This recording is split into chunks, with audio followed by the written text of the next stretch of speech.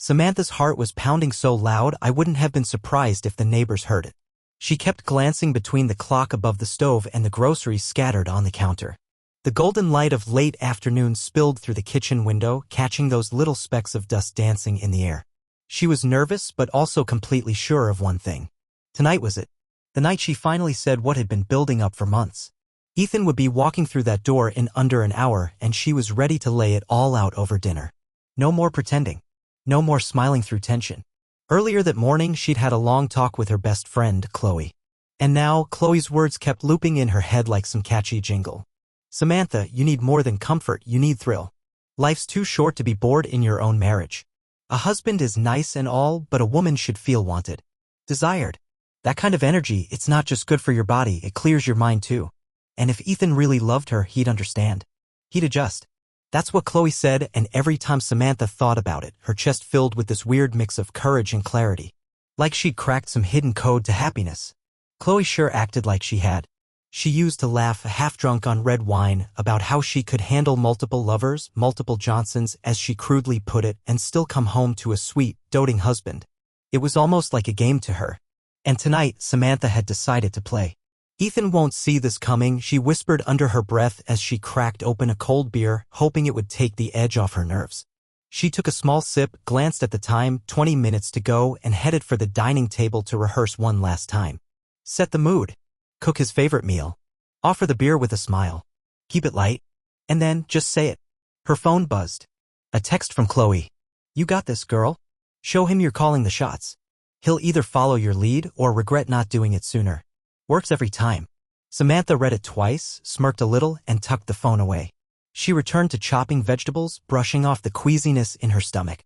The door finally opened, and there was Ethan, looking worn out, his shirt clinging with sweat. But his expression lit up the second he caught a whiff of roast chicken. Hey, babe, he said, tossing his keys down. Smells amazing in here. I made your favorite, she replied, handing him the beer she'd opened earlier. Figured you'd need it after a long day. He took it, eyebrows slightly raised. This wasn't their usual Wednesday routine. Samantha had put on a new dress, tight in all the right places, and it definitely wasn't her usual dinner wear. You look incredible, he said with a genuine smile. Thanks, Samantha replied, gesturing to the table. Come on, sit down. Food's ready. She plated everything carefully, took her seat across from him, and for a few minutes the only sound was silverware against ceramic. But her heart hadn't calmed, it was drumming louder now. Then she cleared her throat. Ethan, there's something I need to talk to you about, she said evenly. He paused, his fork midway to his mouth. You're kind of freaking me out, Mel. What is it? She let out a nervous chuckle. Relax, it's not bad. I mean, maybe not what you're expecting. But not bad. He leaned back a little, obviously bracing himself. She could almost hear Chloe's voice again, reminding her to stay calm and own the moment. Ethan, she began, locking eyes with him. I love you. That hasn't changed. But I need more. I feel stuck. Caged even. And I think I need to date other people for a short while. It came out fast. Like she was tearing off a bandage she'd been gripping for years. Then came the silence. Heavy, loaded silence. She watched him closely, waiting for some kind of explosion. But Ethan just blinked. His lips pressed into a tight line. You want to do what? He asked, voice quiet and stunned. She swallowed. Date other men? Like, physically? His eyes darkened for a moment, the realization hitting. So you want an open marriage? Temporarily? Samantha gave a small nod. Just for a couple of months. Chloe says it gave her this whole new energy. She told me it made her a better wife, actually. More confident, more alive. And after that we could finally settle down and start the family we always talked about. Most guys would have flipped at that. Thrown a chair. Stormed out. But Ethan, he just stared down at his plate, then exhaled like someone had kicked the air out of him. You've really thought this through, haven't you? He asked, not looking up. Samantha forced a shaky smile. Yeah, I have. This wasn't some random idea. Ethan scratched the back of his neck, clearly trying to make sense of it. Chloe. This the same Chloe on her third husband. She's been through a lot, Samantha replied, but she says she's happier than ever. She swears these flings kept her sane. Her husband got used to it eventually. Ethan's expression stiffened. So what, you're done waiting for me to magically become more exciting? That's not how I meant it, she said quickly. How long would this phase last? 2, maybe 3 months. Then everything goes back to normal. But deep down I had a feeling nothing was going back to how it used to be. Ethan didn't say a word, just pushed his plate aside, half his dinner still untouched. Samantha opened her mouth to speak again, but he stood up slowly, stepped behind his chair, and spoke in a low voice. If this is really what you want, sounds like your mind's already made up. She looked up at him, heart hammering in her chest. She was bracing herself for yelling, maybe tears, or even the sound of the front door slamming. But instead, he stayed calm, too calm, and that shook her more than if he'd screamed. Clearing his throat, he continued, I can't stop you from being with other men. Relief washed over her.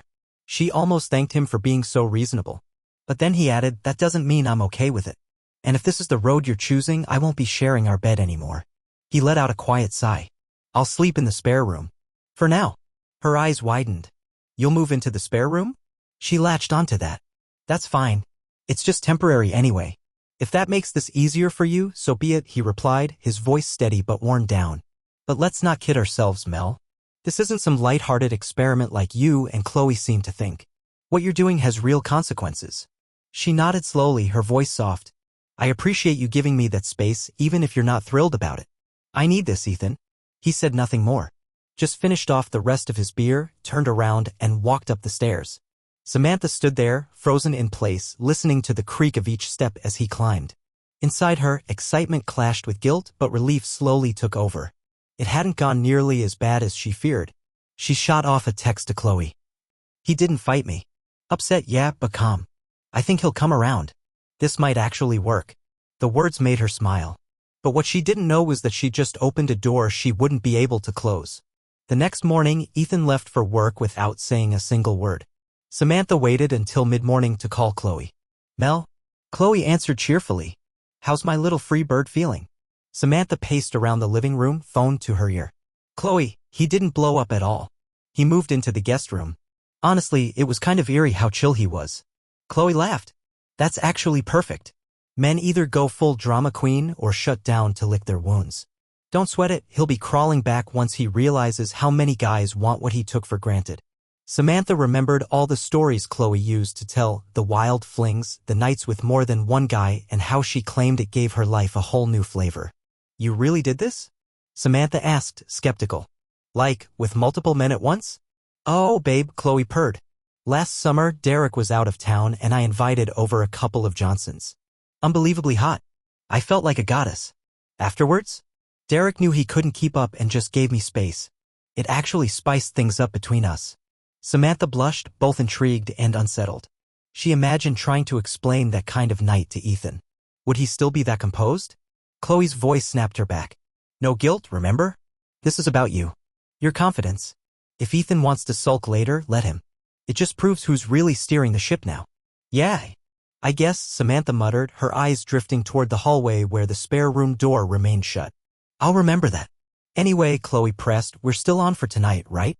You're bringing the guy Nate, right? The office cutie? Samantha bit her lip. Yeah. He's single, sort of. I heard he's kind of separated. But he's definitely into me. That's all you need, Chloe said quickly. Don't overthink it. You just want to feel wanted. That's the point. Text me when to head out. After work, Samantha met Nate at a trendy lounge downtown where Chloe promised to join them. The place buzzed with life, neon lights reflecting off glass, upbeat music flowing through the crowd. Nate showed up looking sharp. Tall, confident, with that easy grin and strong jawline. Talking to him was effortless, like they'd known each other for months. Even Chloe, usually unimpressed, gave her a sly thumbs up across the bar. As the drinks kept flowing and the music played on, Samantha leaned in a little closer, her hand resting lightly on Nate's arm. He brushed her hair away and whispered compliments that sent warm shivers through her. At some point, Chloe vanished with a date of her own, leaving the two of them tucked into a dark corner booth. Samantha's phone buzzed. A text from Chloe. Take him home. Life's short. Soak it in. Samantha's heart skipped. Terrified and thrilled, she smiled to herself. Chloe was right. This was her moment. She needed to show herself and Ethan that she still had it. I was thinking of heading out, she said, her voice playful as her fingers slid over Nate's hand. Want to join me? Nate smirked. Absolutely. Back at the house, they stumbled into the living room, dimly lit and quiet. Samantha slipped off her heels and pressed a finger to her lips. Sure, she whispered. My husband's asleep. Nate blinked, confused. Wait, your husband's here? Like, in this house? Samantha shrugged, flashing a mischievous grin. He's in the guest room. We've got an understanding. He gave her a strange look, part curious, part unsure, but didn't pull away. "That's different," he said. She took his hand and led him down the hallway past the spare room right into the master bedroom she used to share with Ethan. Once they were inside, she closed the door gently behind them. But what she didn't realize was Ethan had never really fallen asleep. The air practically buzzed with unease. My heart was pounding like a drum. For the first time since marrying Ethan, I was about to cross a line with another man, right there in the house we shared. And yet I refused to let guilt take hold. Wasn't this the very freedom I'd been craving? The kind Chloe said I deserved to explore? I flipped on the bedside lamp, casting a warm glow over the room. Nate glanced around, then chuckled. "Should I put on something of his?" he joked, pointing to a folded pair of men's underwear sitting neatly on the dresser. I laughed, a little louder than I meant to. Liquid courage and Chloe's voice in my head made everything seem like a daring game. Why not? Could be fun in a twisted kind of way. Nate waggled his brows, clearly enjoying the role play. "If you're down, so am I," he said, picking up the underwear. No doubt they were Ethan's, way too big for Nate, which only added to the absurdity of it all. It felt ridiculous, almost like something out of a dark comedy, but somehow it gave me a strange little thrill. A private, rebellious spark. As Nate slipped them on, my breath hitched. I knew I was pushing past every boundary I'd ever set, but a part of me felt like I was taking back control in a way I never had before. A few minutes later, we collapsed onto the bed, laughing softly until our voices melted into something quieter, something heavier. Nate snuck out around 3 in the morning, heading back to his own place. I drifted off with a small, smug smile on my face, convinced that this taste of liberation was even sweeter than I'd imagined. "Ethan?" Not a word. Not a single reaction. But that silence wouldn't last. Just after sunrise, I was jolted awake by the shrill ring of my phone. Still half asleep, I glanced at the screen. "Chloe." "Hey," I muttered, my voice scratchy with sleep. She jumped in fast, her words tumbling out. "Girl, listen. Derek was snooping through my stuff last night, and we had a full-blown fight. But forget that. You need to be careful. If Ethan senses anything's off, he might start digging. Guys like him? They hire private investigators when they feel insecure." I cut her off with a groan. "Ethan? He hasn't said a thing. I literally had Nate in our bedroom last night, and he didn't even text me about it." "Seriously?" Chloe sounded disappointed, like she expected more drama. "He'll come crawling once he realizes how wanted you are. But promise me, if you catch even a whiff of him turning cold, you'll tell me. Men can lose it when they realize their wives actually have options." A tiny sliver of anxiety crept into my chest. "I'll keep my eyes open," I muttered. "But Ethan's always been the calm, quiet type. I don't see him doing anything crazy."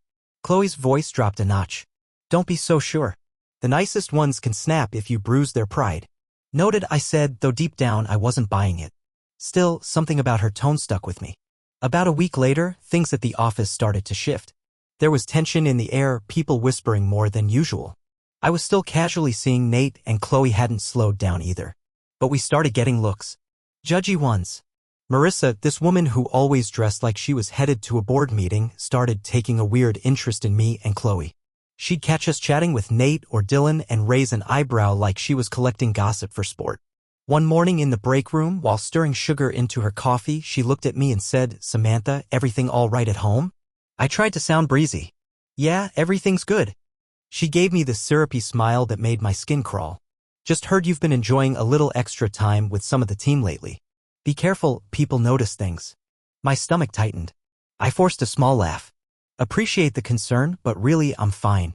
A few hours later, Chloe barged into my office, fuming. "You will not believe what just happened." My boss pulled me aside for a chat about workplace behavior. "What?" I asked, eyes wide. "Marissa," Chloe spat. "She reported me. Said I was getting too friendly with colleagues. Called it unethical. She's always been jealous of us," I snapped. But Chloe wasn't finished. "You remember the time I mentioned my husband once threatened to bug my car? Recordings and all? What if Ethan picked up the same idea?" My blood ran cold. "You think Ethan would go that far?" Chloe rolled her eyes. "Girl, men are unpredictable when they feel slighted.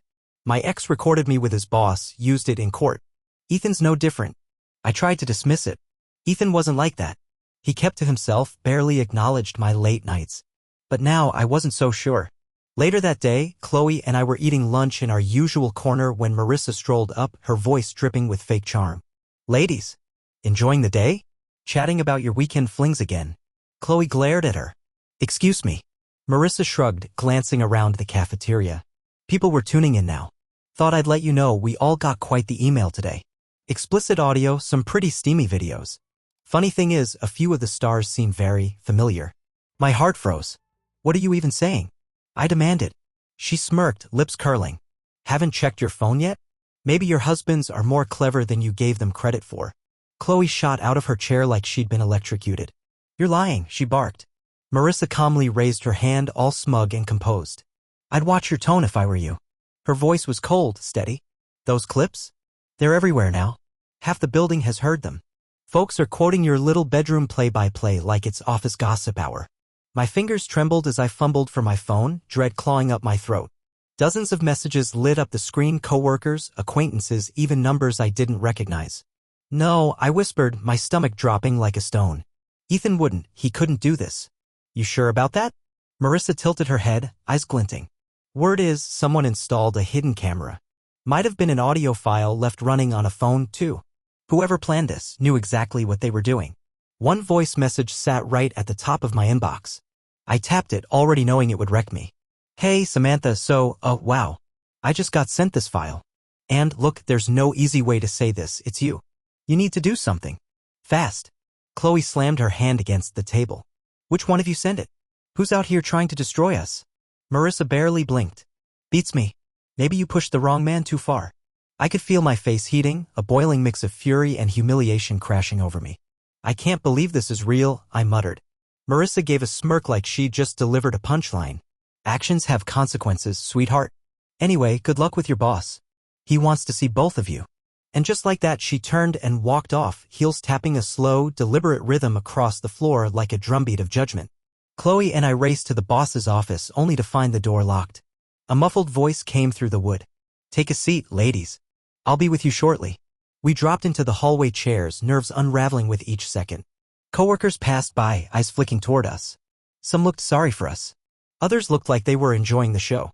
After 5 excruciating minutes, the door opened. Our boss stood there, eyes blazing.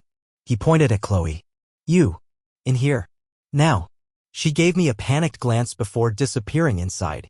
I was left outside, alone, sitting in silence, hearing the muffled tension rise behind the door. Then chaos erupted behind me.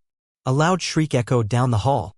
I twisted in my seat just in time to see Marissa again, phone out, recording something with a sick sense of excitement.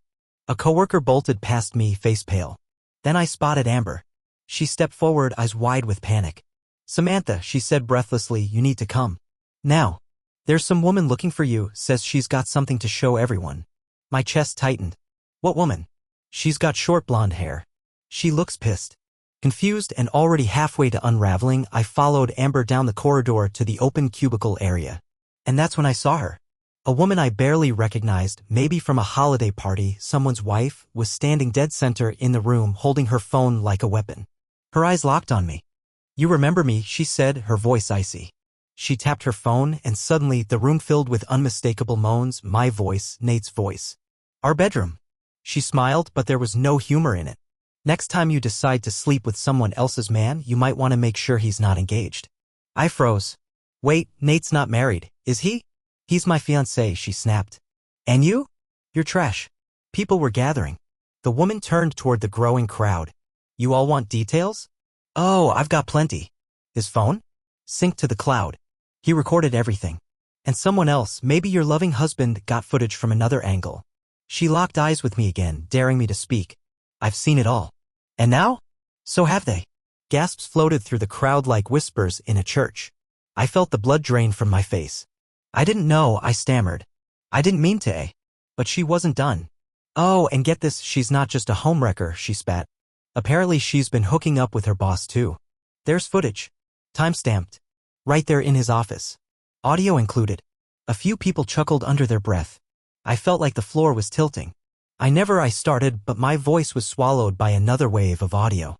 This time, I heard myself again, whispering, gasping. Saying things I barely remembered. Or maybe didn't remember at all. My face turned crimson. Shame lit up every nerve in my body. I didn't know what was real anymore. Had I really been with my boss? Did Ethan fake something? Or was it a drunken blur I'd conveniently forgotten? I lunged forward, heart pounding. Turn that off. Stop playing it. But by then, the damage was already done and every eye in the office was glued to me. All hell broke loose. The woman yelped and stumbled backward as I lunged at her, grabbing a handful of her hair before I even knew what I was doing. I wasn't thinking, I was just seeing red. Her phone slipped from her grip and hit the floor with a loud clack. Voices exploded around us as people jumped to break us apart. She clawed at my arms like a wildcat, and in the chaos I saw Marissa again, filming, of course. Smirking behind that damn phone of hers, capturing every second. Security finally burst onto the scene, shouting into radios. I barely felt them grab me until I was shoved up against a cubicle wall, my wrists pinned tight. That's enough, someone barked over the noise. A few minutes later, the cops showed up. They walked in like they owned the place, ordering everyone to quiet down while they started gathering statements. The blonde woman was sobbing now, her hair a mess, red lines etched across her neck. I stood there, still shaking, barely hearing anything until an officer turned to me. "Look," he said, "it sounds like she started the shouting, but you put hands on her. That's battery." Before I could respond, he began reading me my rights. The cold snap of handcuffs made everything real. Cameras were out. People were whispering. And as I was led down that hallway, I caught sight of Chloe stepping out of the boss's office, her mouth hanging open when she saw me. Hours later, Chloe bailed me out. We stepped out into the chilly night, both of us exhausted. My eyes burned from crying, my thoughts racing. "This is insane," Chloe muttered, pulling her jacket tight. "All that for a couple of scratches?" She practically asked for it. I collapsed onto a nearby bench, barely noticing the sound of traffic around us. "I lost control," I whispered. She was blasting that audio in front of everyone. "My voice, Chloe." They all heard me. Chloe sat beside me, her hand on my shoulder. "It's just assault. You'll probably get a fine. You're out now, we can figure this out." More tears spilled down my cheeks. "My boss is gonna fire me." "We'll deal with that," Chloe said, but I could hear the doubt behind her words. "You're not alone in this." A couple days later, I stood in court, trying to keep it together. I pled no contest. The judge didn't care much for excuses. He slapped me with a fine and ordered anger management classes. Across the room, the blonde woman, Jessica, I learned, watched it all with a grim smile that made my stomach churn. Walking out of that courthouse was one of the hardest things I'd ever done. Chloe was beside me, steadying me as my legs threatened to give way. I wasn't just humiliated, I was unraveling. My job, my reputation, my marriage, it was all on the edge. And things weren't done falling apart. A few nights later, I confronted Chloe outside the restaurant where we were supposed to meet. I hadn't even made it inside. My eyes were raw from crying. "I just got off the phone with Ethan's lawyer," I told her, my voice cracking. "They're pushing to finalize the divorce fast. Calling me the adulterer. He wants everything." Chloe's eyes flared. "I warned you this could happen. You said I'd be fine," I shot back. "You said it was healthy. That men love a woman who's desired. Now I'm being called a whore in legal filings, my name is trashed, and everyone at work saw those videos. You told me Ethan would come crawling. You're a grown woman," she snapped. "You made your choices. Don't you dare blame me." I laughed bitterly, the sound sharp in my throat. "You used to brag about having 3 men at once. You said your husband practically worshipped you. And now look at me." Suddenly, Chloe shoved me hard against a parked car. "Don't twist this and put it on me," she hissed. I staggered, pain shooting up my back. "Get your hands off me." She shoved again, and this time I fought back. We wrestled there in the parking lot, shouting at each other like we were strangers. My hair was flying. Her nails dug in. And then a security guard from the nearby store stormed over. "Enough. You both need to leave now." Chloe straightened her coat, her face twisted with rage. "You're not the only one going through hell. Derek left me too. I'm losing everything. But I'm not whining about it like you." "Screw you," I choked out, tears running down my face. "I don't ever want to see you again." I stormed off, her glare burning into my back. The security guard watched me leave, probably wondering what on earth he'd just walked into. Not long after, I was behind the wheel, my trunk filled with boxes and bags. Everything I owned was crammed in the back of that car. I drove toward the one place that still felt familiar, Ethan's house. Well, what used to be our home. The sun was setting, casting streaks of pink and orange across the sky. It should have been beautiful. But I felt empty. I'd officially been served divorce papers. And when my new landlord caught wind of my arrest, my lease application was denied. I had nowhere else to go. "Please," I whispered under my breath, pulling up to the curb on Carson Street. The place looked exactly the same, but everything had changed. The neighborhood was still almost too quiet. Just the low hum of an AC unit drifted from across the street. I stepped out of the car, dragging my suitcases up the driveway like they weighed 100 pounds each. My heart sank the moment I saw Ethan's truck parked in the garage. Lights were on inside too, he was definitely home. Maybe, just maybe, he'd let me crash on the couch even for a night. I knocked softly at first, then a little louder. "Ethan?" I called out, my voice barely holding steady. The door creaked open a moment later, and there he was, my husband, or I guess, soon-to-be ex-husband. Sweatpants, plain t-shirt, and a look on his face I didn't recognize. Cold. Distant. "Samantha," he said, voice flat as stone. I gave him a small, pleading look, glancing down at the bags at my feet. "Please. I don't have anywhere else to go. Can we just talk?" His eyes hardened. "Not my problem." I swallowed back the lump in my throat. "I know I messed up, Ethan. I know I don't deserve anything from you. But please, just let me come in. 5 minutes. He stepped out onto the porch, keeping the door just cracked behind him. He didn't budge, didn't blink. "You should have thought about all that before you turned our marriage into a public disaster," he said. "Before you embarrassed me, slept with half your office, and let Chloe poison your mind." My lip trembled. "She's not my friend anymore, Ethan. I cut her off. I was reckless. I thought. I don't know. I bought into all that stuff about freedom and being desired. And now I've lost everything." He looked at the suitcases again like they were full of excuses. "So what, you show up now and expect me to just welcome you back with open arms?" I lowered my head, tears spilling onto the concrete. "I don't expect anything. I don't know where to go." Ethan clenched his jaw. "I've heard enough. You served me that open marriage nonsense. You made your choice. You cheated, and then the whole world watched you crash and burn. And now you're at my doorstep, hoping I'll pick up the pieces." He took one last look at me, really looked, then slowly pulled the door shut in my face. The lock clicked behind it, solid and final. I stood there, motionless, the porch light beaming down like a spotlight on my failure. It didn't feel warm. It just made the cold inside me worse. I finally understood he wasn't just upset. He was done. The fallout hit hard and fast. After my arrest at the office, charges were filed, misdemeanor battery. I got hit with a heavy fine and was ordered to complete anger management classes. The divorce wasn't far behind. Ethan's lawyer came armed with everything, those videos, those recordings, and even signed witness statements from coworkers who'd seen my breakdown. It didn't matter that we hadn't been married all that long. I didn't walk away with much. Since the house was rented, Ethan ended the lease and moved somewhere new. No address left behind. No trail. Alimony? Not even a question. The judge ruled against it, said I was capable of earning my own way. And as for work, well, it didn't take long. The company launched an internal investigation, something about moral turpitude. Within weeks, both Chloe and I were let go. Nate, Dylan, and a couple of the others?